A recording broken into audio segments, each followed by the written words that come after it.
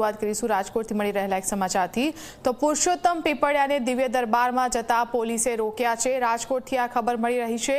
પોલીસે પુરુષોત્તમ પીપળિયાની અટકાયત કરી। એ ડિવિઝન પોલીસ સ્ટેશન ખાતે તેમને લઈ જવામાં આવ્યા।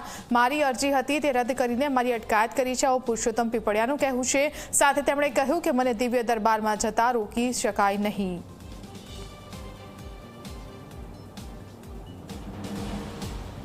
તો જે રીતે રાજકોટમાં ધીરેન્દ્ર શાસ્ત્રીના દરબારનું આયોજન થયું છે, દિવ્ય દરબાર બાબા બાગેશ્વરનો યોજાયો છે અને પુરુષોત્તમ પીપળિયા જે છે તેઓ આ દરબારમાં જવાના હતા। તેઓ ધીરેન્દ્ર શાસ્ત્રીને કેટલાક સવાલો કરવાના હતા, પરંતુ એ પહેલા તેમની અટકાયત કરવામાં આવી છે। પુરુષોત્તમ પીપળિયાને દિવ્ય દરબારમાં જતા પોલીસે રોક્યા છે।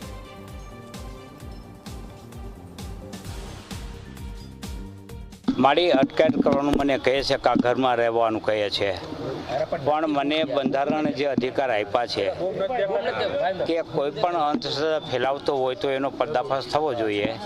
અને મેં અરજી પણ કરેલી છે, જો બાબા બાગેશ્વર છે તેને અંધશ્રદ્ધા ફેલાવવા માટે પોલીસ પ્રોટેક્શન આપવામાં આવતું હોય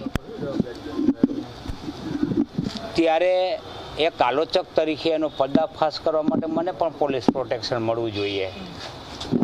તેને બદલે મને અત્યારે જવાની મનાઈ ફરમાવે છે અને અટકાયત કરવાની વાત કરે છે, એટલે એ મારી દ્રષ્ટિએ મારા મૂળભૂત અધિકારોની વિરુદ્ધ છે કે એમને મને પડકાર ફેંક્યો છે કે તમે આવો બાબાના દરબારમાં અને તમે જે કાંઈ હોય ત્યાં દૂધનું દૂધ ને પાણીનું પાણી થશે। તો આવી બેવડી નીતિ શા માટે? એક તરફથી પોલીસ પ્રશાસન દ્વારા દબાણ કરાવીને મને રોકવામાં આવે છે અને બીજી તરફથી એ મને પડકાર ફેંકે છે, એટલે આ મારી દ્રષ્ટિએ યોગ્ય નથી।